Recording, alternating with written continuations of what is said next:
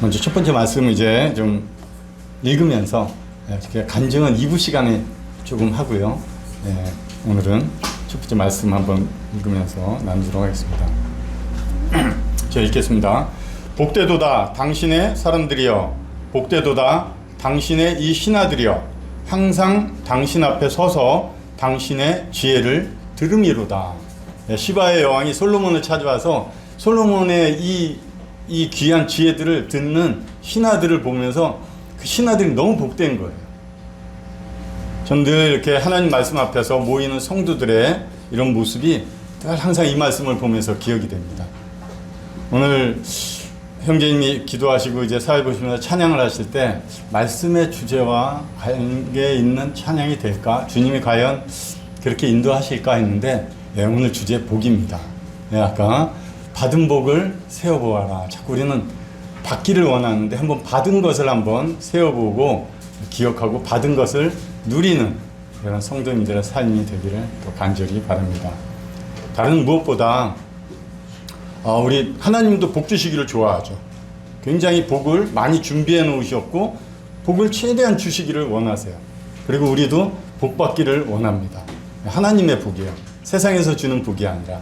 근데 잘못 우리가 이런 복에 대한 것을 하나님 마음, 그 본질과 상관없이 오해할 때가 있습니다. 잘못 사용하거나 잘못 가르치고 배우다 보면 우리가 많이 듣는 기복신앙 이래가지고 잘못 오해할 수도 있지만 복은 좋은 거예요. 하나님이 정말 복 주시기를 원하고 우리도 하나님께 복 받기를 원하는 삶이 돼야 됩니다. 그래서 우리의 복이 우리만 누리는 것이 아니라 복이 없는 곳에 가서 복을 전하는 이런 사람이 되기를 하나님은 간절히 바라고 있습니다. 북부에는 모일 때 한 450명 이렇게 모이니까 솔직히 정신이 없어요. 누가 누군지 오셨다 갔는지 이런 것도 모르고 아까 주보 이렇게 말씀하시면서 임플란트 얘기까지 자세하게 해주시는 거 보니까 가족이란 개념은 이런 곳에서 나타나는구나. 저희 임플란트 아프다는 얘기하면 1시간 가야 될 것 같아요. 그래서 그런 얘기는 못하는데 너무나 좋습니다. 우리 자녀들 있고 어르신들 계시고 또 젊은 분들도 계십니다. 오늘 이런 모습이 가장 복받은 모습이 아닐까 이렇게 생각합니다. 오늘 첫 번째 제목은 복되도다. 방금 말씀드린 대로 복입니다. 그 복을 어떻게 생각하는지 또 우리는 그 복을 어떤 의미로 받아들이고 그 받은 복을 어떻게 누리고 또 복을 모르는 자들에게 어떻게 복을 전하고 있는가 이런 생각을 또 하게 됩니다. 오늘 특별히 시편 128편의 말씀을 읽어드리면서 제가 할 건데 6절까지 있는데요. 오늘은 우리 교회 안에서 밖에 세상 사람들이 하나님을 모르기 때문에 하나님의 복을 받는 이런 것보다는 우리 안에서 주님 안에서의 복을 한번 잘 정리를 하면 좋겠다 생각됩니다. 제가 1에서 6절까지 여기 한번 보시면 제가 목소리가 좀 큽니다. 원래 좀 목소리가 크고 그러는데 한번 읽어드리겠습니다. 여호와를 경외하며 그의 길을 걷는 자마다 복이 있도다. 내가 내 손이 수고한 대로 먹을 것이라. 내가 복되고 형통하리로다. 내 집 안방에 있는 내 아내는 결실한 포도나무 같으며 내 식탁에 둘러앉은 자식들은 어린 감람나무 같으리로다. 여호와를 경외하는 자는 이같이 복을 얻으리로다. 여호와께서 시온에서 내게 복을 주실지어다.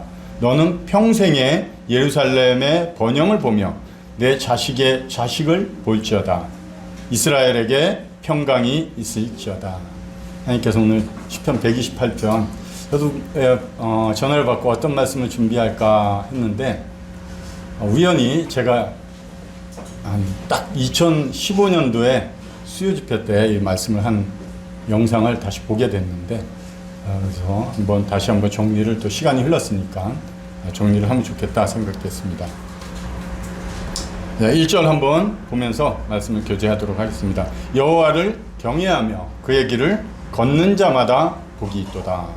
우리 경외한다는 말씀은 많이 사용하고 있습니다. 우리 안에서 그리고 성경에서도 경외라는 단어를 많이 사용하고 있습니다. 하나님과 관계된 단어입니다. 이 경외라는 단어 아시더라도 제가 또 한번 설명을 드리겠습니다. 공경 또는 존경하는 마음과 두려운 마음을 가지고 있다 이런 뜻입니다.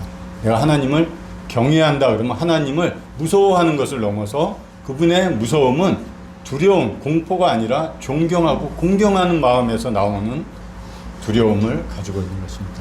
우리 자녀들이 아버지를 공경합니다. 그렇기 때문에 아버지를 두려워합니다. 그런 마음이 경외하는 마음입니다. 이것을 경외하는 마음이 마음에만 있지 않고 그것을 외적인 삶의 행위들이 나타날 때마다 그것을 우리는 경건한 삶이다 이렇게 표현을 합니다. 그래서 경건의 뜻은 많은 분들이 이렇게 성경의 경건과 연관된 삶의 모습들을 성경에 기록된 것을 많이 얘기합니다. 그러나 그 다양한 모습보다도 원뜻의 의미는 저는 이렇게 배웠습니다. 하나님의 시선 아래 머무른다. 이게 경건한 삶입니다. 늘 하나님의 시선 아래 머물다 보니까 두렵죠. 그러나 그분의 보호하심이 있기 때문에 내가 그분을 기쁘게 하고 싶은 마음이 드는 거예요. 여기 우리 자녀들, 청년들 뭐 이렇게 있고 그러지만 만약 어떤 높으신 분이 나와 함께 한 달 동안 먹고 자고 계속 쫓아다닌다 그러면 삶의 행동이 조금 바뀔 거예요. 귀찮을 수도 있어요. 신경이 많이 쓰이고. 그러나 그분이 정말 내가 사랑하고 존경하는 분이라면 또한 마음이 다를 겁니다. 같이 다니면서 어떻게 하면 이분을 좀 더 기쁘게 좋은 것을 해드리고 좋은 음식도 또 좋은 곳에 모시고 갈까 하는 마음도 드는 것이 경건의 삶입니다. 우리 삶의 경건의 삶을 경외함을 가진 자들의 삶의 모습으로 보시고 그것으로 끝내지 않고 그의 길을 걷는 자가 복이 있다. 복을 받기 위해서 우리가 이렇게 경건한 삶을 살고 그의 길을 걷는 것이 아니라 복 받은 자들의 삶이 이와 같다고 말씀하고 있습니다. 내가 복을 받았어요? 그럼 하나님 경외합니다. 내가 하나님 경외하나요? 그럼 하나님을 경건한 삶을 통해서 그 모습을 증거한다는 거예요. 그의 길을 걷는다는 것은 길은 성경에서 나올 때마다 길 말씀하실 때 삶의 방식입니다. 내가 곧 길이라고 할 때 사람들은 자기의 길을 걸어가고 있어요. 하나님과 아무 상관없는 길을 가고 있습니다. 내가 계획한 길, 내가 원하는 길, 내 삶의 방식, 내 가치관을 쫓아서 하나님을 버리고 살아가던 자가 이제 하나님의 길을 갑니다. 내 삶의 계획들, 방식들, 가치들을 내려놓고 이제 그 하나님만을 따라가는 그 길을 걷는 것이 복된 삶입니다. 왜? 내가 그렇게 가고 싶어도 갈 수가 없어요. 어떤 분들은 구원받고 싶어요. 예수님과 함께하고 싶어요. 말은 그렇게 해도 실상으로 예수님이 그것을 주시지 않으면 받을 수가 없는 거예요. 복 있는 자들은 삶이 이와 같다고 성경 128편 1절은 이렇게 말씀합니다. 각기 제 길로 가던 양들이었죠. 저희가 이사야 말씀처럼 53편처럼 각기 제 길로 가던 양이 복음을 이렇게 또 전하고 교제하다 보면 자신들이 하나님께로부터 잃어버린 양인 것을 인식을 해요. 그런데 왜 예수님 찾지 않냐 이렇게 보면 내가 지금 잠시 예수님 버리고 푸른 초원에서 잠시 방황하면서 풀 뜯고 있는 자신의 모습을 연상합니다. 제가 얘기해요. 당신 지금 사망의 음침한 골짜기 가운데 있는 양이라. 착각의 죄에서 빠져나오셔야 됩니다. 그럼 이런 사망의 음침한 골짜기에 있는 이 양을 찾아오신 목자, 우리가 그분의 길을 간다는 것은 내가 그분과 손잡고 갈 수도 있지만 목자가 양을 찾으면 그 양을 어깨에 메고 자신의 길을 갑니다. 그게 그분의 길을 가는 거예요. 우리가 그분의 손을 잡고 그분을 쫓아가기보다는 이제 우리의 삶의 길은 목자의 어깨에 메어서 목자의 길을 가는 것이 우리가 그분의 길을 가는 것입니다. 그게 복된 삶입니다. 이제 주제 방금 말씀과 연관된 말씀들을 좀 하겠습니다. 우스 땅에 욥이라 이름하는 사람이 있었는데 그 사람은 순전하고 정직하여 하나님을 경외하며 악에서 떠난 자더라. 하나님을 두려워하는 욥의 이런 모습입니다. 하나님이 복되다고 선언하는 이 우리 믿음 생활, 신앙 생활이라고 그러죠. 신을 앙망하는 이런 신앙 생활은 우리의 감정, 지식을 넘어서는 거예요. 욥은 악에서 떠나요. 실천적인 삶을 살아가야 돼요. 많은 분들이 나는 이제 예수 그리스도의 피로 구원받았고 그래서 어떠한 죄를 지어도 나는 용서받은 자예요. 틀린 말 아니에요. 맞아요. 그러나 그것을 나를 위해서 이용을 하면 하나님의 뜻과는 멀어진 삶을 살아갑니다. 아, 하나님 그래 나를 이런 나를 용서하셨지 하고 아, 하나님 감사합니다 하고 돌아가서 똑같은 일을 또 반복합니다. 그러고 와가지고 또 하나님 앞에 또 그런 말씀을 통해서 자신이 위로받는 거예요. 하나님 그렇게 말씀하지 않으시죠. 우리가 내가 하나님 경외합니까? 그럼 하나님 싫어하는 것에서 떠나려는 의지, 실천이 필요하다는 거예요. 감정으로만 아, 하나님 감사합니다 하지 마시고 우리는 욥처럼 하나님의 싫어하는 것으로부터 그 자리를 떠날 필요가 있다고 말씀합니다.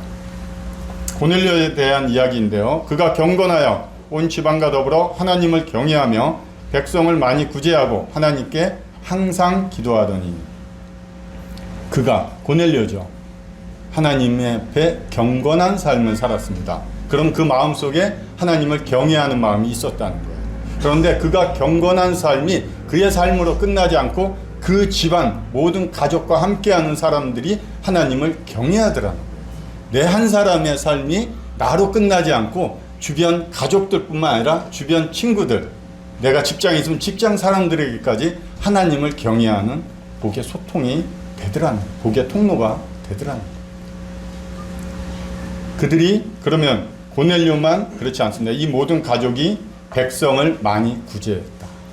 함께 하는 이 모습, 한 사람의 경건이 이와 같이 모든 가족이 주변 백성들, 지역사회의 사람들에게 하나님의 사랑과 은혜가 넘쳐 흘러가게 실천적으로 행동하더라는 거예요. 그것만 됐나요? 하나님께 항상 기도했다. 즉 하나님을 경외하고 경건한 삶을 사는 사람은 주변 사람들과도 관계가 좋습니다. 또 하나님과 항상 관계가 좋더라는 거예요. 어떤 분이 십자가를 그렇게 설명을 하셨는데 수직과 수평과 맞는 것 같아요. 우리 사람은 그리스도인 사람이 그리스도인으로 불리는 사람들은 이런 삶을 살아야 돼요. 나는 그렇게 살 수 없을 것 같아요. 예, 나는 그렇게 살 수 없어요. 내 안에 성령이 계시기 때문에 그렇게 살아갈 수 있는 능력이 있습니다. 성령을 의지하시면 되더라고요. 그런 삶이 이와 같이 하나님의 역사에도 내 삶이 기록되기를 바랍니다. 이와 같이 그들이 여호와도 경외하고 또한 어디서부터 옮겨왔든지 그 민족의 풍속대로 자기의 신들도 섬겼더라. 우리 여호와만 경배하는 자들입니다. 그렇죠? 여호와만 예배하고 여호와만 믿는 자들이에요. 그런데 어떻게 됐는지 하나님이 말씀합니다. 이스라엘 백성들 여호와도 경배합니다. 좀 안 좋은 모습은 양다리 걸치는 거예요. 자기의 신들도 섬겼다. 한 명이 아닌 것 같아요. 하나가 아닌 것 같아요. 신이 다양하게 있는 것 같습니다. 이건 자녀들 모르는 사람, 하나님 잘 모른다 이러기보다는 하나님 잘 알아요. 여호와를 경배합니다. 하나님을 경외하는 삶을 삽니다. 그리고 내가 자기들의 신, 즉 저는 이걸 보면서 가장 큰 신은 나구나.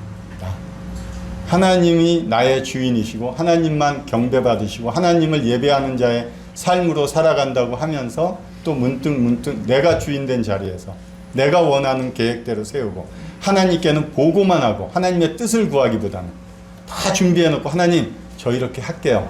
허가해 주세요. 하는 모습으로 살아가는 것이 가장 큰 우상이라고 생각됩니다. 또 이건 자녀들만 생각했었는데 요즘은 어른들도 핸드폰 우상이에요. 어떤 분들 우리에서는 다양하게 핸드폰 보는 분들이 많습니다. 1시간, 2시간씩. 어느새 말씀 얼마나 보는지는 모르겠어요.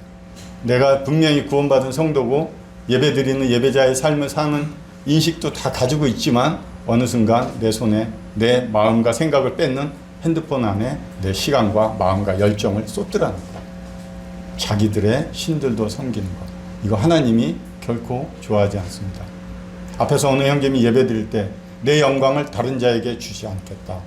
내 찬송을 우상에게 주지 아니하리라. 뭐예요? 하나님이 자신의 영광과 하나님이 받으셔야 될 경배는 스스로 지키시겠대요. 하나님의 단호한 마음이에요. 여러분 우리가 구원받은 성도가 그렇게 해서 거기서 벗어나오면 하나님 어떤 하나님의 방법을 통해서 하나님이 그 영광과 경배를 하나님 스스로 챙기시겠대요.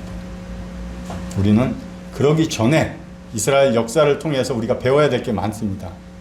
역사는 그냥 보고 아 그렇구나가 아니에요. 그 역사에 계신 하나님, 그 그 하나님 앞에서 살았던 그들의 모습을 통해서 지금 내가 교육받고 살아가야 되는 이유입니다. 안 그러면 역사가 필요 없는 거죠. 하나님을 잘 배울 필요가 있습니다. 두 사람이 뜻이 같지 않은데 어찌 동행하리요. 그의 길을 걷는다는 것은 그분의 뜻과 함께 동행하는 거예요. 내 뜻대로 하나님을 모시고 이끌어가는 것이 아니라 하나님의 뜻을 따라서 걷는 자들입니다. 예수님께서 요한복음 10장에 하늘을 우러러 기도하시면서 이랬습니다. 아버지와 때가 이르렀사오니 아들을 영화롭게 하사 아들로 아버지를 영화롭게 해달라고. 곧 내게 필요한 목적은 결국 아버지의 영광이었습니다. 우리가 주님을 나의 주님 하면서 쫓아가는 목적은 내 뜻을 위한 것이 아닙니다. 아버지의 뜻을 위해요. 정말 내가 지금 시행하고 구하고 추진하는 이 일들이 내 만족, 내 계획, 내 뜻을 이루기 위함인가? 정말 하나님의 영광과 그 아버지의 뜻을 위해서 내가 주님과 함께하는 일인가? 고민할 때가 있어야 됩니다. 우리는 그냥 편리하게 내 마음을 위로하는 식으로 이거 하나님을 위한 거야, 하나님의 뜻입니다 이렇게 말하지만 정말 하나님은 그 마음을, 그 중심을 보고 계시기 때문에 좀 더 신중한 삶을 살면 좋겠습니다. 이 말씀 보면서 결혼이 늘 생각이 나요. 각자 들어오죠. 이 세상에 태어날 때 똑같은 날, 똑같은 시간에 잘 태어나지 않는 것 같은데, 예, 신랑이 먼저 입장을 합니다. 이 세상에 들어오듯이 결혼식장에서 먼저 입장을 합니다. 그리고 신부를 기다리고 있습니다. 하나님이 하와를 이끌어 아담에게 데려오시며, 예, 신부의 아버지가 손을 잡고 이제 아름다운 신부를 아담과 같은 남자에게 데려옵니다. 그리고 두 분이 이제 주례 앞에서 말씀도 듣고 다 하고 결국 팔짱을 끼고 같은 방향을 보면서, 마주 보는 게 아니죠, 그렇죠? 같은 방향을 보면서 같은 뜻을 품고 걸어가는 것이 동행하는 것입니다. 이것이 하나됨의 의미고 하나됨의 목적입니다. 내가 예수님과 하나 되었습니까? 그럼 예수님이 바라보시는 곳에 내 시선이 가 있어야 돼요. 예수님이 기뻐하시는 것을 이루기 위해서 내 마음도 그런 기쁨으로 채우셔야 돼요. 예수님이 싫어하는 것을 내가 하고 있다면 정말 두려워해야 돼요. 왜? 그 예수님이 마음 상해하시고 힘들어하시고 아파하시니까. 무서운 것을 떠나서 내가 사랑하면 그분이 바라보는 것 나도 바라보고 같은 길을 동행하는 것이 우리가 그분의 길을 걷는 것이다. 우리가 잘 아는 시편 2편 말씀이 있습니다.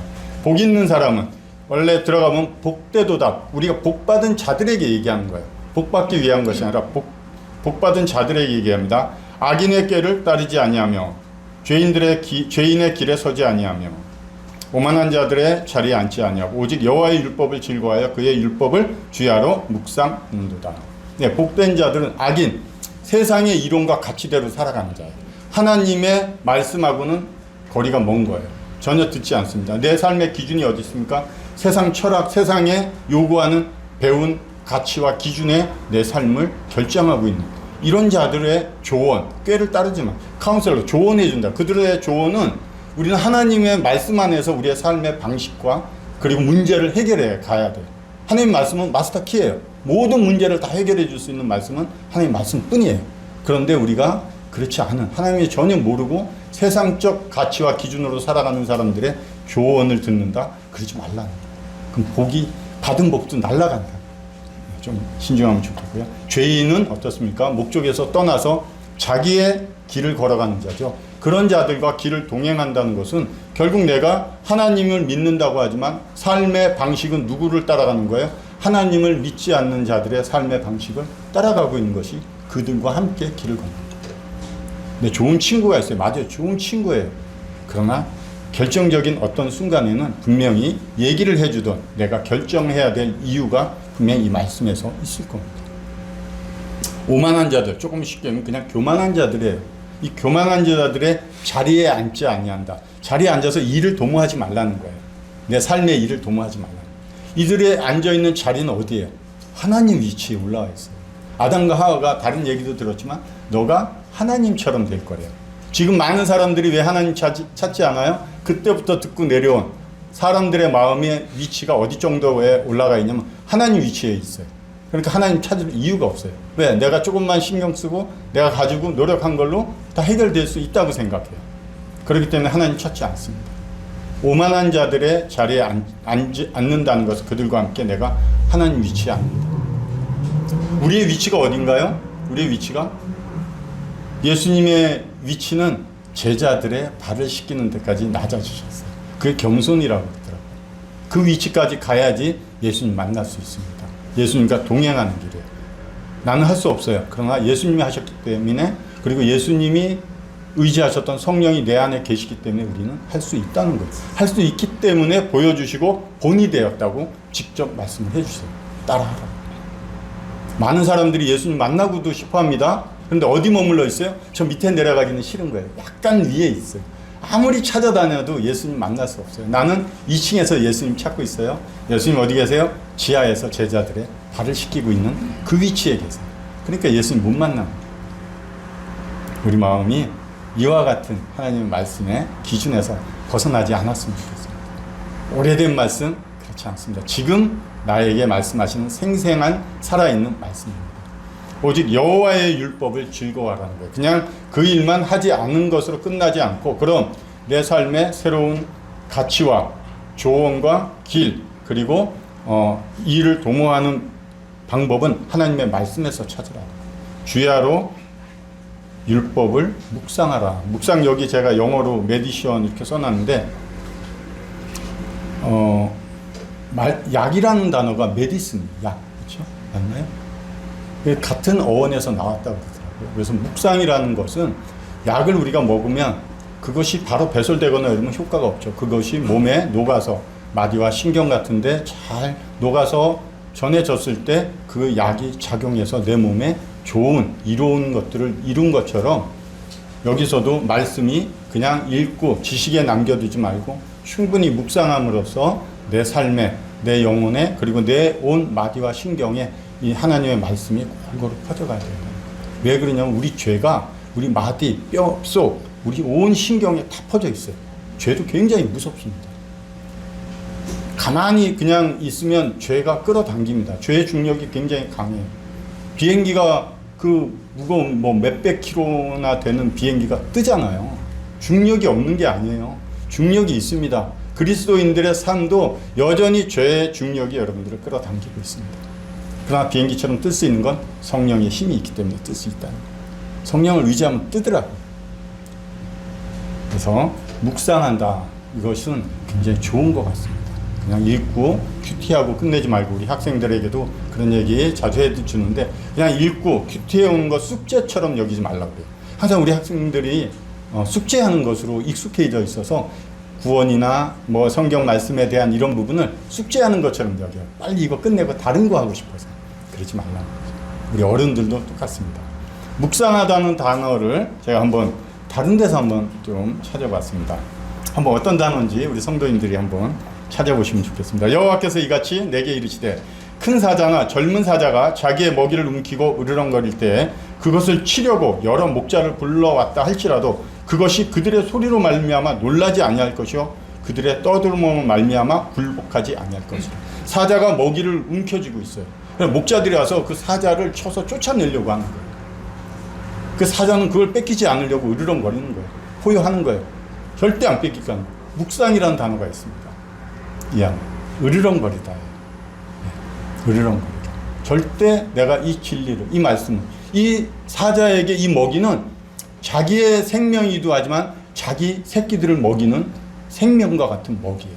그걸 절대적으로 어떤 존재가 와도 뺏기지 않겠다고 표현하는 거예요. 포효하는 거예요. 그것이 으르렁거리다, 묵상하다. 내 말씀, 오늘 읽은 말씀, 그 한 말씀 붙잡고 오늘 살아가는 힘입니다. 그거 놓치면 죽습니다. 그런 각오가 묵상하다.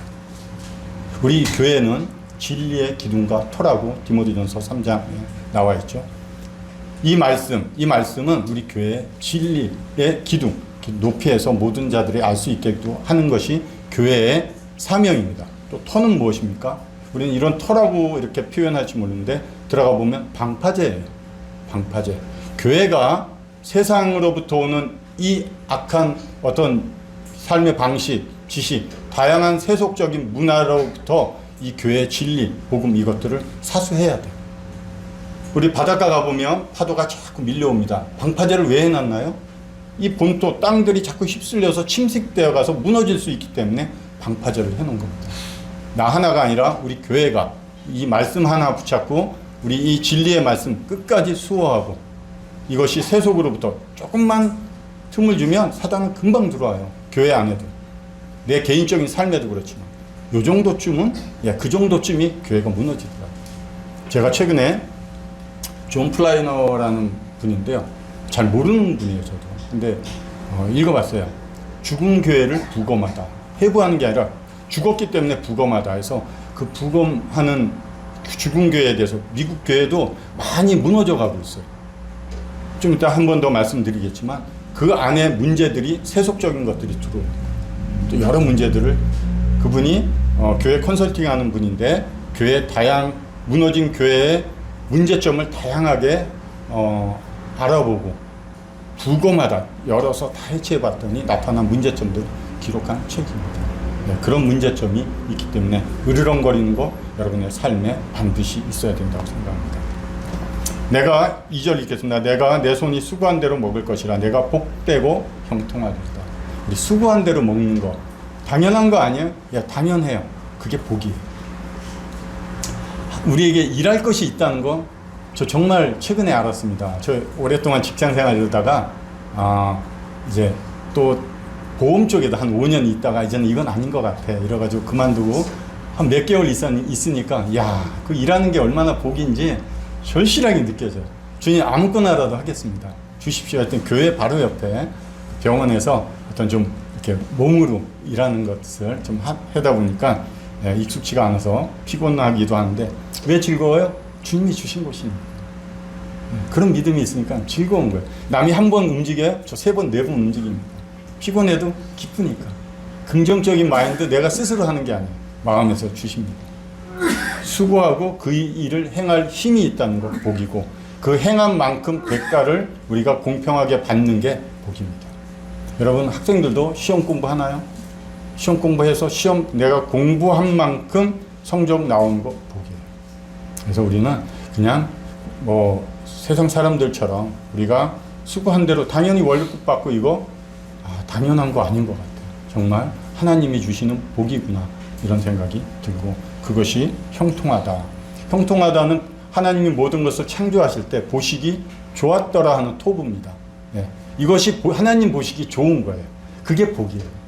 사람들 보기 좋은 거, 사람들 보기 훌륭하고 칭찬받고 이거 나쁘지 않아요. 그렇게 해서 살아야 돼요. 그러나 무엇보다 하나님 보시기에 좋아야 된다는 거예요. 하나님 보시기에 좋지 않으면 그건 복이 아니에요. 내가 세상적으로 뭔가 많이 얻을 수 있고 높임을 받을 수 있고 할 수 있지 몰라도 그 안에 다른 마음이 있다 그러면 하나님 보시기에 좋은 것이 아니고 그것은 형통한 삶이 아니다, 이렇게 말씀하고 있습니다. 다른 말씀 3절로 좀 넘어가겠습니다. 내 집 안방에 있는 내 아내는 결실한 포도나무 같으며 내 식탁에 둘러앉은 자식들은 어린 감람나무 같으리로다. 좀 나눴어요. 이제 이 부부에 대해서 좀 얘기를 하겠습니다. 그래서 오늘 개인을 넘어서 이제 부부 관계에 대해서 조금 얘기를 하려고 합니다. 안방은 중요한 장소예요. 그 안에 아내가 있어야 됩니다. 남편들은 저도 아내 속을 엄청 썩였어요. 엄청 썩였는데 아내가 그 안방에 중요한 위치에서 결정하고 아내의 조언을 듣는 것이 얼마나 좋은 마음인가, 복인가를 한번 생각해보고 많이 경험하고 있습니다. 왜? 그전에는 몰랐는데 주변에 오랫도록 그런 성도의 부부의 삶을 살아오신 분들이 제 집 근처에 많이 계세요. 그분들과 늘 만나고 교제하고 어디 여행을 가더라도 같이 다니고 그러면서 그분 부부들의 모습을 보고 배우는 거예요. 저렇게 사는 게 부부구나. 저것이 저렇게 하는 것이 남편을 제사장으로 삼았지만 책임자인 남편이 해야 될 말과 행동들이구나. 아내는 저렇게 하는구나 하고 서로 배우고 배워서 집에 와서 또 그 얘기들을 나눕니다. 아직 익숙치가 않아서 같이 손잡고 나갔다 돌아올 때는 손 놓고 따라올 때도 있어요. 좀 그러지 않아. 엘리베이터 오면 빨리 문 누릅니다. 그럴 때도 있는데 아직 성숙하지 못해서. 그러나 정말 제 아내가 말하지만 많이 변한 것 같습니다. 주님이 그렇게 해주신 것 같은데 남편의 수고로 얻은 재물들이 있어요. 아내는 안방에서 그 재물들을 잘 관리해 주셔야 돼요. 결실한 포도나무, 아내가 안방에서 이렇게 남편이 운영하는 사업, 그 다음 월급 이런 것들 잘 운영함으로써 이 집안에 포도 열매가 풍성한 이런 집안이 될 수 있어요. 제 친구 중에서도 그렇지 못하는 사람들이 많죠. 제 친구가 좀 친한 친구인데 저 전라도 쪽 이런데 현장 같은 데서 일을 하기 때문에 돈을 많이 벌어요. 내려가면 한 달, 두 달, 세 달, 네 달 이렇게도 있다가 와요. 딸 하나 있는데 결국 몇 달 있다가 올라오고 또 그렇게 좀 몇 년 하다 보니까 이혼을 한대요. 왜? 그 아내가 돈 다 썼어요. 딴 데다가. 뭐 해달라고 그러면 따로 모아놓은까지 다 올려보내고 하고 했는데 결국 그 아내가 다른 데 다 쓰고 결국 못된 아내의 모습을 보이면서 이혼하는 모습. 내 아내가 이 안에서 결실한 포도나무처럼 안방에서 내 뭐 직업 그리고 봉급 아니면 아내가 이 가정을 이끌어가는데 아내가 잘 할 수 있도록 남편이 도와야 돼요. 여기 보니까 내 집이라 내라는 건 누구냐면 남편이에요. 결실은 아내 혼자만 잘해서 되는 게 아니라는 거죠. 남편과 함께 동업하면서 이 가정을 위해서 남편과 함께 이 가정을 잘 꾸려나가야 된다. 이렇게 말씀하고 있습니다. 제가 다른 말씀 좀 한번 볼게요. 그런 자의 남편의 마음은 그를 믿나니 산업이 핍절하지 아니하겠으며 그런 자는 살아있는 동안에 그의 남편에게 선을 행하고 악을 행하지 아니한다. 이거 잠언 31장에 많이들 아시다시피 현숙한 아내, 여인에 대해서 이야기하고 있습니다. 남편의 마음은 그분을 믿는다. 신뢰한다는 거죠. 이거는 남편의 마음, 남편이 아내에게만 신뢰하라는 것이 아니라 부부간에 상호 신뢰하셔야 됩니다. 신뢰가 무너지는 건 불신이에요. 불신이 생기기 시작하면 트집이 잡히고 이상한 생각을 하고 다툼이 일어나고 가정이 깨지기도 하고. 그럼 뭐예요? 그 안에 있는 자녀들은 뭘 보고 배울까? 우리 그리스도인들의 가정은 그런 모습이 없죠. 간혹 있을지 모르겠지만 이혼한다는 것은 이혼의 의미를 보면 두 장의 저 얇은 찬송가 종이처럼 두 장을 풀로 딱 붙여놓은 게 결혼이에요. 이혼은 이거 떼어내보세요. 자 그대로 띄어지겠나요? 다 찢어집니다. 이혼은 상처예요. 띄어질 수도 올바로 다시 띄어질 수도 없지만 그렇기 때문에 우리는 아내와 남편이 서로 신뢰하면서 생활해야 됩니다. 믿어주셔야 돼요. 거봐 오늘 돌아가서 남편에게 아내에게 거봐 좀 믿어봐 좀 그러면서 딴 행동하시면 안 돼요. 신뢰는 자꾸 쌓아가야 돼요. 한 번에 생기지 않습니다. 꾸준해야 돼요. 제가 아내로부터 신뢰 얻고 자녀들로부터 신뢰 얻으려고 주님 안에서부터 들어오면서 신뢰한다는 얘기는 들었지만 지금까지 굉장히 오랜 시간을 그렇게 노력을 해봤습니다. 주님 믿고 올바른 것을 보고 올바른 대로 행동하려고. 자녀들이 저를 신뢰 안 했어요. 제 식대로 가정을 이끌어 가려고 했어요. 그게 가장이니까 잘못됐더라고요. 그래서 그 자녀와 신뢰관계를 다시 쌓아가는데 오랜 시간이 걸리더라고요. 산업이 핍절하지 아니한다. 축소되거나 가난해지지 않는다는 거예요. 서로 신뢰할 때, 믿고 맡길 때 남편의 일을 아내가 돕고 아내가 또 남편의 일을 돕는 거예요.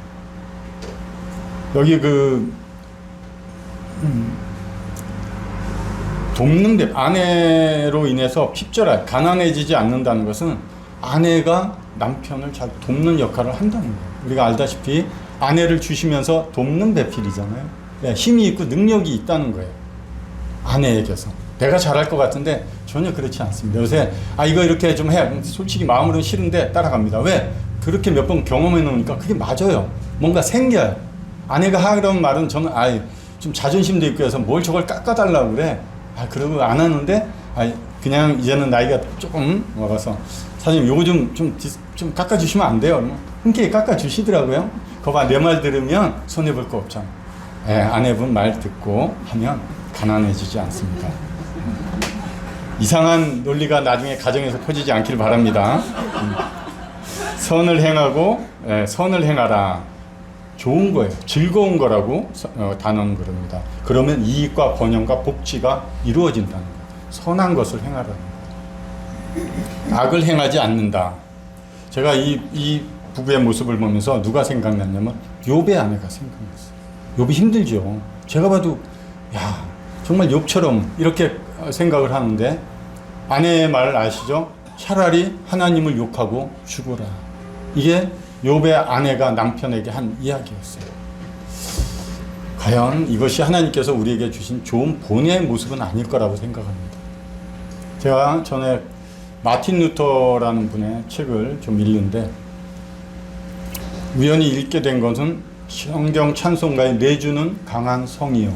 이 찬송 작가를 했죠. 마틴 루터가 종교개혁을 위해서 95개의 반박문을 벽에 성당에 걸고 그것을 외치고 다닐 때 많은 어려움, 주변의 핍박, 고통을 받았습니다.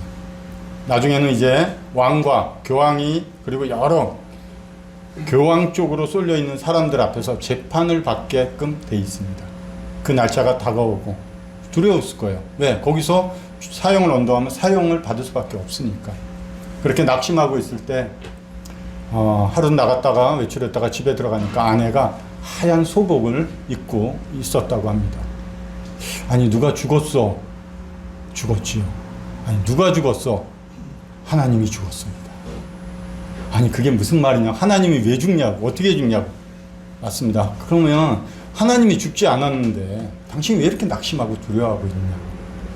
그 말 아내의 말에 이 사람이 다시 용기를 얻어서 그 법정에 당당히 가면서 내주는 강한 성이요 하면서 작사를 했더라고요. 그 가사가 듣고 나서 가사를 볼 때마다 마음이 뭉클한 거예요. 그래서 아내와 이런 얘기를 하면서 내가 부족할 때 짜증내고 힘내지 말고 도와달라고. 예전에 이런 얘기도 안 했지만 일부러 얘기합니다. 아내가 고마워해요. 그런 얘기를 하면. 예전에는 대화를 잘 안 하고 그랬는데 내 식대로 결정하고 진행하고 가자 이렇게 했던 사람이었기 때문에 예. 그래서 우리는 좀 더 서로 간에 신뢰하면서 말 이런 거에서도 조금 조심하고 정말 이 말이 힘을 줄 것인가 아니면 그를 낙심시키게 할 것인가 좀 더 한번 생각해 본 부부가 됐으면 좋겠습니다. 여기 5가지 바울과 브리스길라와 아굴라에 대해서 한번 얘기하는데 제가 부부의 이런 교재를 준비하면서 이렇게 10가지 준비했는데 5가지만 짧게 한번 얘기를 해보겠습니다. 브리스길라와 아굴라의 부부를 통해서 5가지 교훈을 함께 하겠습니다. 그 후에 바울이 아덴을 떠나 고린도에 이르러 아굴라라는 본도에 난 유대인 한 사람을 만나니 글라우디오가 모든 유대인을 명하여 로마에서 떠나라는 거로 그가 아내 브리스길라와 함께 이달리아로부터 새로 온지라. 바울이 그들에게 가매. 뭡니까? 부부는 함께 다니셔야 됩니다. 부부는 함께 어디를 가든 먹든 자든 뭘 하든 부부는 함께입니다. 제가 오늘 아침에 잠깐 말씀드렸지만 여기 함께 오지 못한 것을 굉장히 죄송스럽게도 생각하고 처음이다 보니까 아내도 부담스러워서 기도 중에 오진 않았습니다. 부부는 함께 다니는 겁니다. 교회 올 때 함께 오시고요. 뭐 쇼핑 갈 때 함께 가시고. 전 남대문 시장 갑니다. 아내가 뭐 사러 가는데 따라다닙니다. 예. 같이 가고 그 옆에서 어때 이러면 또 평가해 줘야 돼요. 안 하고 이러면 또 집에 들어가면 불편합니다. 그래서 해주고 예. 따라갑니다. 시장도 따라가고 뭐 어디든 따라갑니다. 그것이 복입니다. 그게 복이라고 생각하고요. 아내와 함께 다니십시오. 다른 말씀 한번 볼까요? 바울은 더 여러 날 머물다가 형제들과 작별하고 배 타고 수리아로 더 나갈새 브리스길라와 아굴라도 함께 하더라. 바울이 가는 곳에 이 부부가 함께 갔어요. 성도가 가는 곳에 함께 가십시오. 장례식장 부부가 함께 가십시오. 정말 좋은 모습이에요. 결혼식장 함께 가십시오. 정말 좋은 모습인 것 같고요. 누구 신방하러 가거나 또 어디 교제하러 간다면 형제 당신 혼자 가. 당신 혼자 가. 뭐 이렇게 얘기할 때 있는데 그러지 말고 그 말은 빼고 이제는 함께 갑시다. 함께 가요. 함께 앉아서 교제하고 신방하고 이랬습니다. 많은 삶의 부분이 바뀌었어요. 저도. 저 조금 멀리 사는 남양주에 사는 또 어느 모친님 신방 갈 때 함께 가니까 굉장히 힘이 됩니다. 힘이 되고 무슨 말을 할지 몰랐는데 또 자매님 노성도이긴 하지만 자매님이니까 또 여자분들과 또 대화 저런 얘기를 할까 하는데 대화가 이어지는 거 보면서 잘 데려왔다 이런 생각을 하기도 하는데 함께 성도들이 가는 곳에 가면 좋겠습니다. 알렉산드리아에서 난 아볼로라 하는 유대인이 에베소에 이르니 이 사람은 언변이 좋고 성경에 능통한 자라. 그가 일찍이 주의 도를 배워 열심으로 예수에 관한 것을 자세히 말하며 가르치나 요한의 세례만 알따름이라. 그가 회당에서 담대히 말하기를 시작하거늘 브리스길라와 아굴라가 듣고 데려다가 하나님의 도를 더 정확하게 풀어 이르더라. 주님 일에 함께 참여하십시오. 우리가 교회 안에 다양한 일들이 많이 있습니다. 청소도 하고 예찬 후에 설거지도 하고 교회에 여러 가지 일들이 많이 있습니다. 부부가 함께 참여하십시오. 그것이 굉장히 좋은 모습입니다. 당연하지 않을까 그랬는데 저희도 성도가 많지만 부부가 함께 참여하는 부부들 제법 많이 있어도 그래도 또 제법 많이 없는 경우도 봅니다. 다 함께 하지 않는 거죠. 그렇기 때문에 우리가 여기 전도하러 갈 때도 그리고 이웃에 누가 아프다 그래서 또 병문안 가서 또 전도를 하거나 이럴 때도 함께 가면 좋습니다. 저는 아내와 함께 휴부영원이라는 재활병원에 구원받은 지 몇 년 안 돼서 한 7년 동안 지강 형제님하고 저하고 또 아내하고 여러 몇몇 성도님들과 함께 복음을 전하러 갔습니다. 함께 다녔어요. 저녁 7시까지면 6시 정도 퇴근하고 아내와 함께 그 길을 꾸준히 빠짐없이 다녀갔습니다. 좋은 것 같아요. 함께 하나님의 일에 참여하시기 바랍니다. 지금은 의정부 입구에 마스터 플러스 병원이라고 재활병원이 있어요. 거기에서도 환자가 최대 6개월, 7개월 정도 이렇게 머물기 때문에 거기에 또 원장으로 저희 모임의 형제님이 있기 때문에 거기서 또 복음을 전하고 있습니다. 지금 한 1년 8개월, 9개월 정도 됐는데 아내와 늘 함께 갑니다. 그래서 거기서 함께 복음을 전하고 제가 또 복음을 전하거나 사역을 보거나 하면 아내는 새로 오신 분들의 이름을 적고 아프시거나 어떤 기도 제목을 옆에서 적고 또 공지해서 정리해서 올려주고 같이 동역하는 이런 부부의 모습이 참 아름답다. 네, 자랑하는 겁니다. 네. 너희는 그리스도 예수 안에서 나의 동역자들인 브리스가와 아굴라에게 문안하라. 그들은 내 목숨을 위하여 자기들의 목까지 내놓았나니 나뿐 아니라 이방인의 모든 교회도 그들에게 감사한다. 성도들과 함께 동역을 또 하십시오. 이것도 지금도 뭐 방금 앞에서 말한 내용과 비슷한데요. 함께 부부가 성도들과 함께 모여서 주님의 일에 적극적으로 좀 참여하면 좋겠습니다. 강하죠. 자기들의 목까지 내놓았다. 그리고 자기들의 집까지 나중에 교회로 사용할 수 있도록 내놓는 것. 남편이 혼자 결정하지 않죠. 아내와 함께 이 문제를 논의하고 결정해서 진행하는 이런 부부가 되시면 좋겠습니다.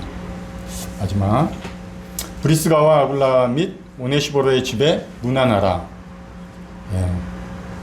어떤 형제님 참 좋아. 어떤 자매님 참 좋아. 그러고보다는 성도들의 기억에 늘 남는 부부가 됐으면 좋겠어요. 그 부부. 그런 부부로 성도님들에게 남는 아름다운 부부의 모습이 우리 교회에도 많이 있었으면 좋겠습니다. 이것이 우리 부부로서 해야 될 하나의 몫이고 그것이 하나님께서 주시는 복이 아닌가 이런 생각합니다. 여기 부부인데 저기 형제님은 부부시죠? 같이 앉아 계시죠? 예, 유태성 형제님, 맞나요? 제가 그렇게 자리도 좀 같이 앉으시면 좋을 것 같습니다. 이제 자녀들에 대한 얘기를 좀 하겠습니다. 내 식탁에 둘러앉은 자식들은 어린 감람나무 같다. 우리 부모님들이 자녀를 키우면서 저도 어려움 많이 겪어봤고 내 뜻대로 잘 안 되고 내가 원하고 내가 물 주고 키우고 싶은 대로 잘 안 자랄 때가 많이 있습니다. 정말 어리석은 자들, 세상에서 하나님 모르는 자들 뭐래요? 무자식이 상팔자다. 정말 모르는 거죠. 자기와 닮은 이런 존재에게 자기의 사랑을 줄 수 있다는 것은 굉장히 큰 축복이에요. 하나님이 주신 축복입니다. 그건 사람에게만 준 게 아니에요. 동물들에게도 줬습니다. 우리 그런데 이 어린 자녀들을 자녀들을 어린 감람나무로 비유해서 말씀하실까? 우리 감람나무 하면 올리브나무 아시죠? 올리브 기름 시중에도 팔고 어떤 기름은 굉장히 고가입니다. 굉장히 비싸요. 굉장히 비싸고 그런데 어린 감람나무 같다. 감람나무에 대해서 조금 이렇게 공부를 해봤더니 우리가 사과나무를 심으면 한 2, 3년, 3, 4년 있으면 사과 열매가 열려서 이제 수확을 해서 판매를 합니다. 감람나무 3, 4년 지나면 열매 열자도 잘 안 보입니다. 잘못됐나? 한 5년? 그래, 좀만 기다려보자. 7년이 지나도 열매가 안 보입니다. 잘못 가져온 건가? 뽑을까? 다른 거를 심을까? 고민할 수도 있습니다. 10년, 그래, 기다려보자. 10년 안 납니다. 안 나고, 비로소 13년 정도 되면 첫 열매가 열리다고 합니다. 첫 열매 그렇게 사용하지 못한대요. 기름을 짜거나 사용하지 못한다고 합니다. 그러나 열매는 반드시 열려서 우리 자녀들 만일 성장한다면 우리 13세 뭐 촉법소년 뭐 이런 기준도 있는데 이런 거 다 성경에서 오지 않았나 이렇게 생각도 드는데 어쨌든 그 정도 되면 아이에게서 어떤 열매를 수확할 수 있는 열매들이 보인다는 거죠. 그러나 그것은 기름으로나 어디 열매로 사용하기는 할 수는 없다고 합니다. 정말 좋은 기름을 얻기 위해서 얻어지는 열매는 30년 돼야지 열리는 열매를 사용한다고 합니다. 기다릴 줄 알아야 되는 거예요. 자식들에게 내 마음대로 내가 원하는 대로. 우리 그리스도인 부모들도 제가 옆에서 다 듣지만 저희 아들은 좀 자녀들은 컸으니까 좀 그런데 공부하는 자녀들 분들 기대감을 많이 갖고 투자나 마음이나 열정을 쏟고 있는 분들 많이 있습니다. 이해합니다. 대한민국 사정이 그러다 보니까. 그러나 우리가 그리스도인으로서 자녀를 바라볼 때는 조금 더 다른 모습으로 바라봐야 된다는 거죠. 하나님이 분명히 성장시키실 겁니다. 하나님이 주신 하나님의 은사들이 있을 거예요. 우리는 우리가 필요한 의사가 돼야지. 뭐가 돼야지. 세상적 기준으로 우리 자녀의 삶의 기준에 딱 갖다 줍니다. 아이들이 정말 기쁨으로 하면 괜찮아요. 어떤 유명한 저 이름은 생각이 안 나는데 미국에 살다 온 분이 그 아내가 남편은 돌아가시고 박사인데 아내가 한국 교회 큰 대형 교회 온누리 이런 데 다니면서 간증을 하셨는데 자녀들이 6명인데 오바마 있을 때 뭐 차관보, 하버드 위생대 학장, 뭐 의사, 변호사 이래가지고 6명이 다 성공을 우리가 얘기하는 성공을 했어요. 그래서 그분을 초빙해서 어떻게 이렇게 자녀들이 다 미국에서도 훌륭하게 성공할 수 있었냐고. 집에 책상 8개를 놔뒀대요. 미국 같은 데는 집이 크니까. 그리고 공부하러 소리 한마디도 안 했대요. 그냥 책상만 놔뒀대요. 각자 알아서 책상에 가서 뭔 일을 하든 뭘 하든 거기서 하더라는 거예요. 부모도 똑같이. 거기 앉아서 자신의 일들을 하더라는 거예요. 그게 교육의 첫걸음이었다는 거죠. 그리고 부모들이 그 자녀, 의사가 된 자녀에게 인터뷰를 한 내용을 들어봤을 때는 왜 의사가 됐습니까? 우리는 많은 분들이 한국에는 의사 그러면 어떤 성공의 기준에 올라가는 이런 기준점을 가지고 있습니다. 아빠가 어릴 때부터 보육원, 노인분들 계시는데 많이 데리고 가서 봉사를 하는데 따라다녔고 데리고 다니더라는 거예요. 매주에. 그럴 때 정말 저분들을 돕기 위해서 내가 뭐가 돼야 될까? 의사가 되고 싶었다는 거예요. 그래서 의사가 됐다는 거예요. 그 동기가 다르죠. 우리 자녀들이 하나님께서 보여주시는 비전 아래서 우리 자녀들이 꿈을 꿔야 돼요. 내가 주는 비전, 부모니까 당연히 바라는 것도 있고 더 삶을 살아왔기 때문에 좋은 걸 줄 수 있어요. 알려줄 수 있어요. 그러나 그 아이가 선택의 기로에 섰을 때 하나님을 의지하도록 도와주셔야 되는 게 부모의 역할이다. 이런 생각을 합니다. 요건 좀 넘어가겠습니다. 타조는 즐거이 날개를 치나 학의 깃털과 날개를 갖겠느냐. 그것이 알을 땅에 버려두어 흙에 더워지게 하고 밭에 깨어질 것이나 발에 깨어질 것이나 들짐승에게 밟힐 것을 생각하지 아니하니 이는 하나님이 지혜를 베풀지 아니하셨고 총명을 주지 아니함이라. 그러나 그것이 몸을 떨쳐 뛰어나갈 때에는 말과 그 위에 탄 자를 우습게 여기는다. 타조 우리 뭐 동물원에 가서 어린 학생들이든 어른들 다 보셨습니다. 볼품도 없죠. 이게 샌지 날개가 있다 보니까 샌지 저 퍼덕거리는 게 날고 싶어서 저렇게 퍼덕거리는 건지 가만 보면 날 수도 없는 날개를 갖고 있는 저 타조. 하나님이 타조에 대한 이야기를 사람들에게 해주셨어요. 타조 알이 왜 망치로 깨도 한 번에 잘 안 깨지는가 이제 이해를 했어요. 왜? 타조는 땅에 버려두니까 아무데나 알을 낳으니까 다른 것들이 짓밟고 지나가면서 이런 주변 상황에 의해서 깨지면 안 되니까 하나님이 이렇게 딱딱하게 만들어 주셨구나. 타조가 지혜가 없고 미련하니까 하나님이 이렇게 만들어 주셨구나. 하나님이 지혜를 안 주셨대요. 베풀지 않았대요. 타조는 그냥 미련해요. 깃털 아무리 퍼덕퍼덕거려도 하계 깃털처럼 아름다운 모습은 없다는 거예요. 그러나 여기 써 있지만 그가 몸을 떨쳐서 달리 나갈 때는 말과 말탄자를 우습게 여긴다. 뭐예요? 그보다 더 빠르다는 거예요. 타조에게 뭘 줬어요? 달리는 재능 주셨어요. 내 자녀에게 어떤 재능을 주셨다고 생각하십니까? 내가 주는 재능이 아니라 하나님이 주신 재능이 분명히 있어요. 어릴 때부터 보시면 돼요. 그것을 어릴 때부터 또 얘기하면 어떤 원하는 것, 가치를 심어주지 마시고 하나님이 어떤 것을 원하는지, 하나님이 이 아이에게 어떤 재능을 주셨는지 아이에게 그런 비전을 조금씩 가르쳐주면 좋겠다 생각이 됩니다. 장차는 백성이나 제사장이나 동일함이라. 내가 그들의 행실대로 벌하며 그들의 행위대로 갚으리라. 우리가 거룩한 삶, 거룩하게 살아가는 것, 그리스도인의 삶의 가장 최고의 가치입니다. 최고의 기준점이에요. 완벽하죠. 완벽한 기준점을 하나님이 주셨어요. 완벽하게 살아가라. 결코 80%, 90% 우리가 완벽하지 못하는데 어떻게 완벽하게 살아가요? 그러니까 80%, 90% 그렇게 기준 안 주십니다. 하나님은 완전한 기준을 주세요. 우리의 거룩은 어디서부터 나타나야 될까요? 우리 가정에서부터 우리의 거룩이 나타나야 돼요. 우리 부모님들의 거룩한 삶을 통해서 우리 자녀들이 거룩이 뭔지를 보고 배우는 거예요. 교회 와서 또 성경을 읽고 큐티하면서 거룩은 이런 뜻이구나, 구별되어 있구나, 그래서 내가 저들로부터 구별되어서 살아가야지, 이렇게 지혜로 배울 수 있지만, 그런데 우리 부모님 저렇게 사는 거구나, 저게 거룩이구나. 우리 부모님 보니까 어떤 어려움이 있고 힘든데 우리 부모님은 늘 같이 마주 앉아서 기도하고, 저게 거룩이구나, 저게 경건이구나, 우리 부모님들은 저렇게 하는구나. 그럼 그 자식들 어렵고 힘들 때 어떻게 해요? 골방에 가서 기도합니다. 어떤 문제를 해결할 때 즉시적으로 그 문제에 답을 내지 않고 성경을 찾아가면서 의논하면서, 그래 말씀이 이러니까 우리가 이렇게 해야 되지 않겠어? 하고 말씀의 기준에서 그 논의하고 결정하는 부모님들의 모습을 보면 우리 자녀들 나중에 어떤 결정을 할 때 어디서 결정하는 계기가 될까요? 성경의 말씀 안에서 결정할 수 있을 겁니다. 이게 부모님들이 가르쳐줘야 돼요. 그러나 그렇지 않다면 우리 자녀들은 다른 것을 통해서 배울 겁니다. 삶에 살아가는 방식을 한번 볼까요? 엘리의 아들들은 행실이 나빠 여호와를 알지 못하였더라. 이 소년들의 죄가 여호와 앞에 심히 크면 그들이 여호와의 제사를 멸시합니다. 엘리와 두 아들 홈리와 비느하스입니다. 이 아들들이 제사장 엘리에게 보고 배운 내용대로 살았습니다.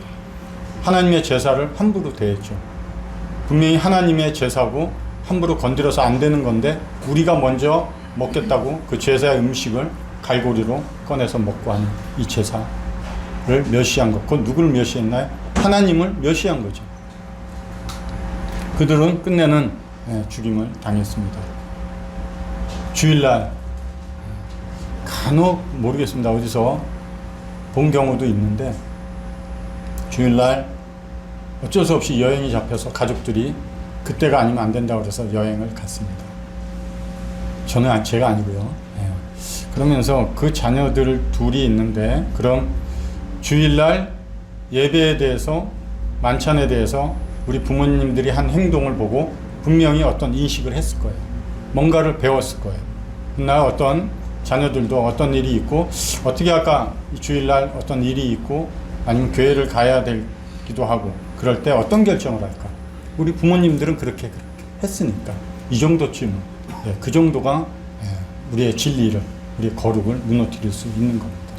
신중해야 된다고 생각이 돼요. 부모님들의 이 모습이 우리 자녀들의 교육입니다. 교육은 삶의 변화를 시키기 위해서 하고 있는 거예요. 학교 교육, 우리 자녀들이 세상에서도 받는 교육은 삶의 변화를 추구하기 위해서 배우는 거예요. 집에서 받는 교육, 이 아이들이 영적인 삶의 변화를 분명 가져올 것입니다. 우리 자녀들, 여기에 어린 자녀들도 있는데 한번 잘 보고 배웠으면 좋겠습니다. 예수는 지혜와 키가 자라가며 하나님과 사람에게 더욱 사랑스러워 가시더라.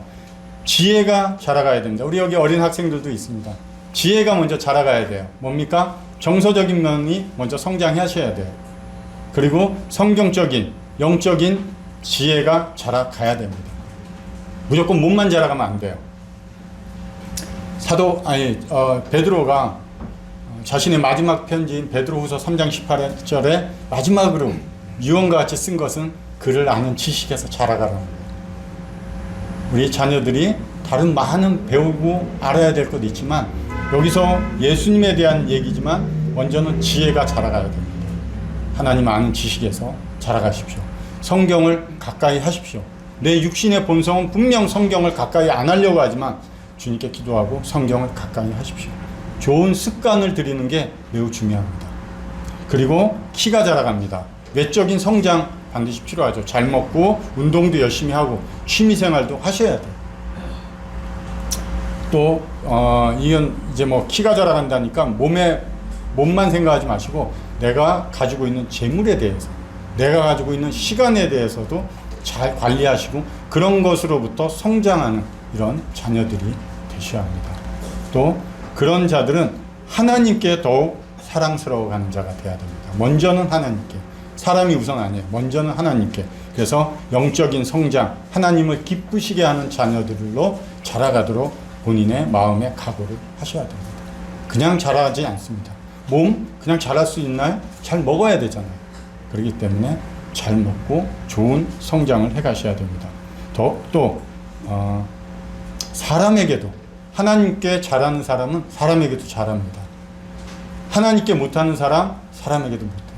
사람에게 못하는 사람, 하나님께도 못하고 있는 거예요. 주변 사람들에게 하나님의 사람으로서 잘하고 있다면 내가 하나님께도 사람에게도 잘하는 사람이 되는 것입니다. 그런 자가 하나님이 더욱 사랑스러워 하실 겁니다. 이게 내 삶에, 우리 자녀들의 삶에 나타나는 모습들입니다.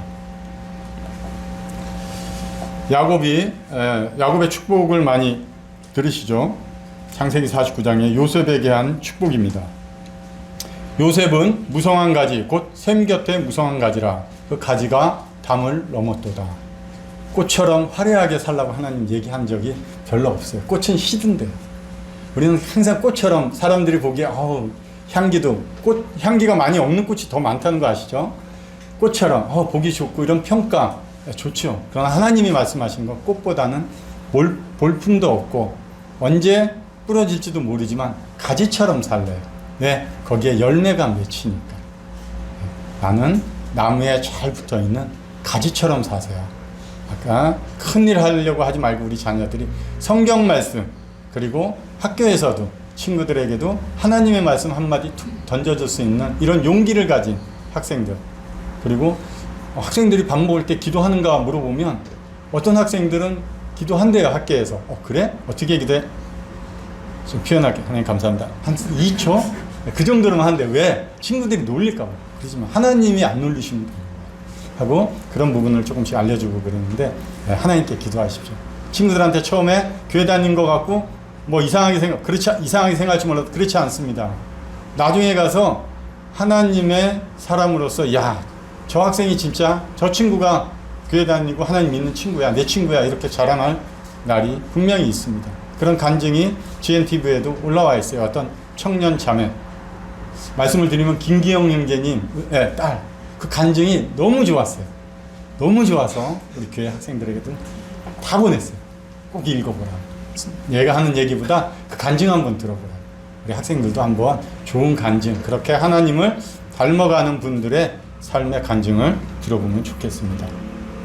또 하나 충고 이렇게 좀 좋은 조언을 하나 더 하고 싶은 거는, 이와 같이 직무를 따라 여호와의 성전에 들어가서 그 아버지 아론을 도왔으니 이는 이스라엘 하나님 여호와께서 명령하신 규례대로 하나님의 말씀에 따라서 순종함으로써 어떻게 해요? 교회에서 아버지를 도와서 하나님의 일을 같이 하는 자녀가 되시기 바랍니다.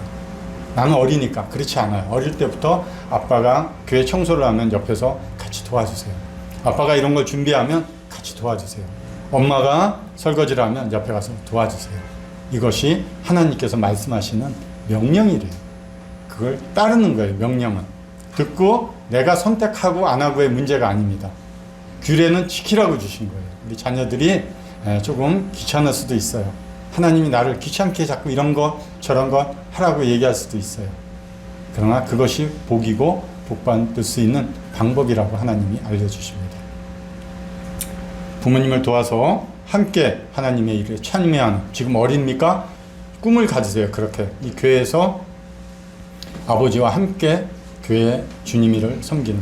저희 둘째가 학생 때 구원받고 군대 갔다 왔어요. 군대 갔다 오고 교회를 안 나가려고. 어쩌다가 나가고. 왜 그럴까? 농구를 좋아해서 농구를 열심히 하고 농구를 배우고 농구를 뭐 코치도 이렇게 좀 동호회 알려주고 그러면서 알바식으로 용돈도 벌고 얼마나 잘하는지는 몰랐어요. 한 번도 본 적은 없는데 야, 얘를 어떻게 할까 하다가 책망도 해보고 혼내기도 해보고 안 되더라고요. 안 되고 한번 굉장히 혼낸 적이 있어요. 그러면서 관계가 많이 틀어졌는데 그렇구나. 결국 나도 내가 할 수 없었던 나였는데 하나님이 바꿔주셨는데 하나님께 맡기자 하면서 아내와 함께 그때부터 기도하고 하나님께 맡기고 그 아이가 어떤 것을 원하는데 이것을 원하는 게 성경적이 않을 수도 있다고 생각됐지만 일단 해줘봤어요. 해줘보고 그 아이가 교회에 다시 나올 수 있는 발판 역할을 부모가 해주는 거예요. 왜 자꾸 책망하면 대화하기가 거북하잖아요. 오고 싶어도 디딤돌이 필요한 거예요.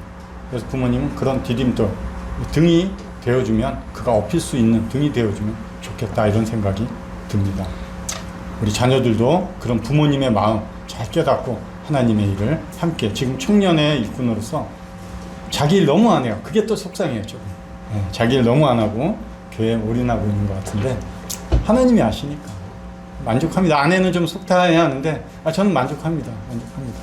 그 아이의 인생의 주인은 하나님이시니까 하나님 자신에게 잘하는데 하나님이 가만두겠어요? 분명히 복 주시리라 믿습니다. 우리 자녀도 어린 학생인데 하나님이 하신 질문이에요. 오늘 돌아가서 이 질문에 답 한번 찾아보세요. 성경적으로. 성경 읽으라는 뜻이에요. 욥기에 그에게 아버지가 있느냐? 있을 방울은 누가 낳았느냐? 하나님이 우리 학생들에게 하는 질문입니다.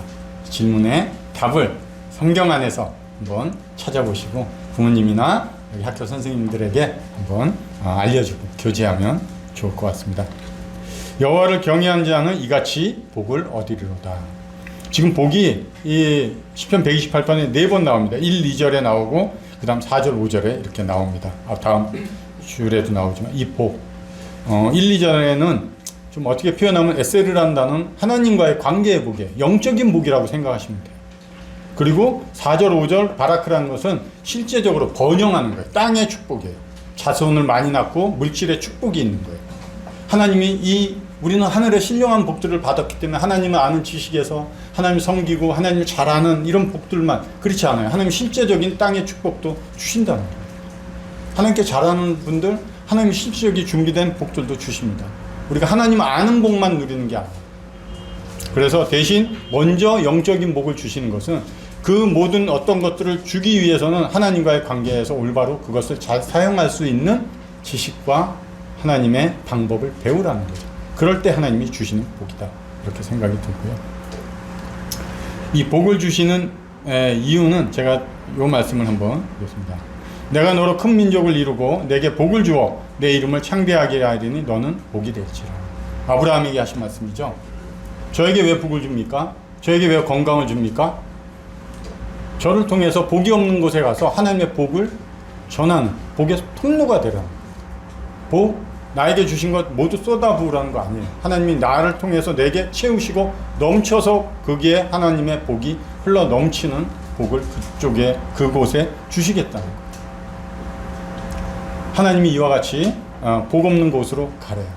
거기서 하나님이 주시는 복을 누리면서 복의 통로가 되라고 하는 것이 우리에게 주시는 복입니다. 아브라함이 이 복을 받았죠. 그래서 하나님이 가라고 한 그곳, 알 바가 어딘지 알지 못했지만 그는 하나님 말씀을 따라간 거예요. 그게 복이에요.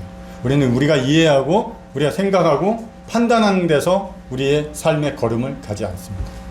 말씀을 따라가는 거예요. 이해하지 못했더라도. 아직 구도자분들이 좀 교제하다 보면 자신이 이해가 안 돼서 하나님은 못 믿겠다는 거예요. 그래서 하나님의 이걸 다 이해를 한다 그러면 아마 머리가 터지지 않을까 이렇게 생각되는데 우리는 믿음으로 하나님을 알아가고 따라가는 거지 이해함으로써 따라가고 살아가는 것이 아니기 때문에 분명히 하나님께서는 이와 같이 너에게 복이 될 거다 가라 그러면 믿음으로 순종하는 것이 복이 됩니다. 가서 분명히 하나님의 복을 넘치게 주는 이런 성도들의 삶이 되기를 간절히 바랍니다. 마지막 두 구절을 읽겠습니다. 여호와께서 시온에서 내게 복을 주실지어다. 너는 평생에 예루살렘의 번영을 보며 내 자식의 자식을 볼지어다. 이스라엘에게 평강이 있을지어다.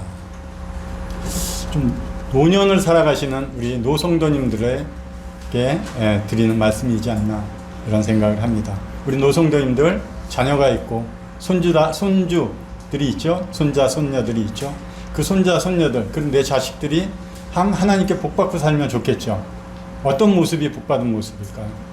주님 잘 섬기고 그들이 잘 살고 못 살고 그것도 중요하지만 그것보다는 정말 주님 의지하면서 참 잘 살고 있구나, 정말 저들이 하나님을 잘 섬기고 있구나, 이런 모습 볼 때 우리 부모들의 마음, 할아버지 할머니의 마음이 기쁘지 않을까요?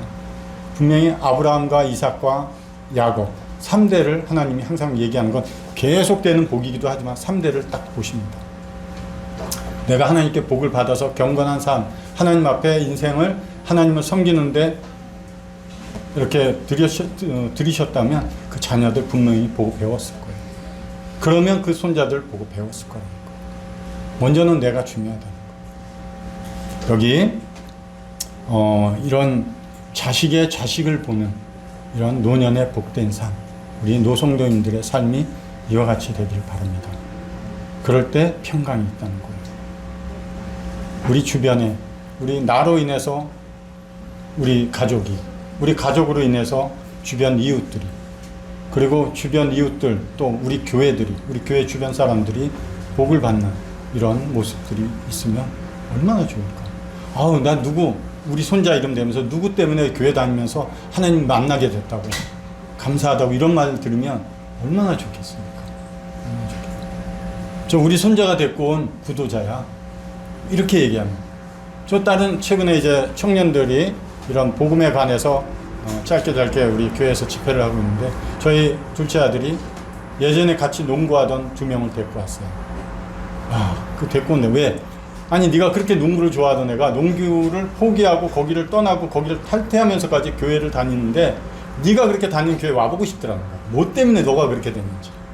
제가 그런 얘기를 듣을 때 너무 감사한 거예요. 하나님 앞에 우리 자녀들이 어떤 삶을 살아가고, 그게 복이라고 생각합니다. 또 한 가지 우리 이제 조금 당부 한번 드리겠습니다. 또 그런 복을 받으신다면 이런 당부 한번 드릴게요. 왕이 바르실레에게 이르되 너는 나와 함께 건너가자. 예루살렘에서 내가 너를 공개하리라. 청하건대 바르실레가 얘기합니다. 다윗 왕에게 당신의 종을 돌려보내옵소서. 내가 내 고향 부모의 묘 곁에서 죽으려 하나이다. 그러나 왕의 종 기맘이 여기 있사오니 청하건대 그가 내 주 왕과 함께 건너가게 하시옵고 왕의 처분대로 그에게 베푸소서 하니라. 다윗 왕이 압살롬의 반역으로 인해서 도망가죠. 피난 갈 때 시므이는 그 사울 왕의 친척이죠. 그러다 보니까 자기가 원하는 왕이 아니니까 막 비판하고 막 욕하고 저주를 퍼붓고 그러고, 또 여기 바르실레라는 이 고령의 80세가 되신 이 고령의 바르실레가 그 왕, 도망가는 왕이에요. 잠시 후면 죽을 수도 있고, 그런 왕을 도우면 자기의 집안도 몰락할 수 있어요.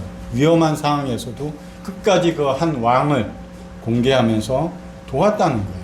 필요한 물질, 내가 갖고 있는 게 바르실레가 부자입니다. 갖고 있는 것으로 잘 도왔어요. 꺼져가는 왕조지만 어떻게 될지 모르지만 하나님을 의지하면서 하나님이 세우신 왕에 대해서 자기가 할 수 있는 걸 최대한 했습니다. 그리고 왕이 이제 승리하고 압살롬이 요압 장군에게 죽임을 당하고 결국 이제 다윗이 승리하면서 돌아올 때 다윗이 이 왕을 공개한 이 바르실레를 잊지 않고, 바르실레 그 노년의 삶을 이제는 내가 당신을 공개해 주겠다. 내가 당신과 함께 나와 성에 들어가자. 내가 당신을 이제 높이면서 내가 섬기겠다는 거예요, 한마디로. 그럴 때 이 바르실레가 한 얘기가 뭐냐면, 저는 이제 노년입니다. 저에게 이런 왕을 섬기고 왕과 함께 할 수 있는 기회를 내 아들 기맘에게 주세요 하는 거예요. 우리가 할 수도 있습니다. 내가 잘하는 게 있어요. 나이도 있고 연륜이 있고 가지고 있는 것도 있기 때문에 내가 교회를 위해서, 주님을 위해서 할 수 있는 게 많이 있습니다. 우리 자녀들이 아직 어립니다. 그러나 자녀들에게 기회를 주십시오. 내가 할 수 있는 것, 방법도 알려주고 이렇게 섬기는 거라고. 또 물질도 주면서 도와주면서 그렇게 해보라고. 다음 세대에게 기회를 주는 이런 부모의 세대가, 우리 노년의 세대가 되면 얼마나 이것이 아름다운 모습, 가정의 모습, 교회의 모습이 아닐까. 믿음의 세대가 믿음의 다음 세대, 우리 믿음의 다음 세대가 믿음의 다른 세대가 될 수 있어요. 정말 중요합니다. 작은 것 하나가 다음과 다른 것을 바꿉니다. 제가 얼마 전에 그런 말씀을 전하면서 우리 사도 바울이 달려갈 길을 마쳤다. 믿음의 경주예요.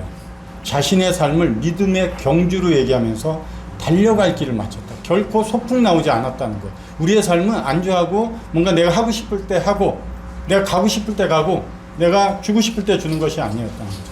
그의 삶은 달려갔다는 거예요. 믿음의 경주를 마칠 그때 우리는 사도 바울처럼 자기 앞에 예수 그리스도께서 준비하신 면류관이 있기 때문에 그것을 바라보고 달려갔다는 거예요. 우리는 달려가는 것을 생각하면서 사도 바울이 그렇게 달려갔던 그 믿음의 경주에 그 달려오면서 바통을 그 다음 세대에게 넘겨주었습니다. 그 진리를 지키고 복음을 전하는 그런 달려갈 길을 또 다음 세대에게 넘겨줬고 그 믿음의 바통이 저에게까지 왔어요. 저도 제 자녀에게 그 믿음의 바통을 넘겨주고 있는 시점입니다. 계주 경기는 여러 명이서 하지만 잘 달리는 것만 좋은 게 아니에요. 우리가 알다시피 계주 경기 하는 사람들은 달리기도 열심히 연습하지만 바통 넘겨주는 연습을 굉장히 중요시합니다. 떨어뜨리면 끝이거든요. 꼴찌가 아니라 그냥 그 경기는 패배예요. 우리 믿음의 바통 이거 잘 넘겨주셔야 돼요. 정말 내가 열심히 하는 거 좋아요. 그러나 다음 세대가 이걸 잘 이어받는데 교회와 우리 어르신들과 또 영적 아버지들이 반드시 해야 될 일이라고 생각이 듭니다. 마지막 말씀, 제가 시간을 많이 썼네요. 시계를 안 갖고 와서 제가 시간을 못 보고 있습니다. 죄송합니다. 마지막 말씀 하나 하고 하겠습니다. 제가 참 구원받을 때 주님께서 주신 좋은 말씀인데요. 예루살렘에 평안을 주십니다. 우리 교회, 나에게, 가족에게 평안을 주십니다. 평안을 너에게 주노니 곧 나의 평안을 너에게 주노라. 내가 너에게 주는 것은 세상이 주는 것 같이 아니하니라. 너희는 마음에 근심하지 말고 두려워하지도 말라. 평안, 두 가지 평안이 있죠. 예수님이 주는 평안이 있고 세상이 주는 평안이 있습니다. 예수님이 주는 평안, 그리고 세상이 주는 평안. 이 평안을 당시 로마 시대 때 팍스 로마나입니다. 팍스 로마나, 조건적 평안이에요. 로마의 평화가 이렇게 외쳤습니다. 당시에도 로마의 평화가 있을지어다 하면서 로마의 평화가 하면서 팍스 로마를 외치는 경우가 자주 없었어요. 뭡니까? 네 가지 조건이 돼야지만 평화라고 인정을 합니다. 당시에 로마에서 팍스 로마나를 외칠 수 있는 것은 정치적으로 안정되어 있어야 돼요. 나라가. 그리고 경제적으로도 안정되어 있어야 돼요. 내 삶이, 내 가정이. 또 민족 간에 주변 사람들과도 안정이 돼 있어야 돼요. 왜냐하면 그때는 로마의 다양한, 로마를 통해서 간다고 했기 때문에 로마의 다양한 문화, 다양한 민족들이 들어와 있었기 때문에 민족 간의 갈등, 다툼이 굉장히 많았어요. 그것에 평화가 있어야 되는 겁니다. 나에게, 우리 가족에게. 그리고 전쟁이 없어야 됩니다. 이것이 로마의 안정을 주었다고 하는 평화예요. 팍스 로마입니다. 그러나 죄송합니다.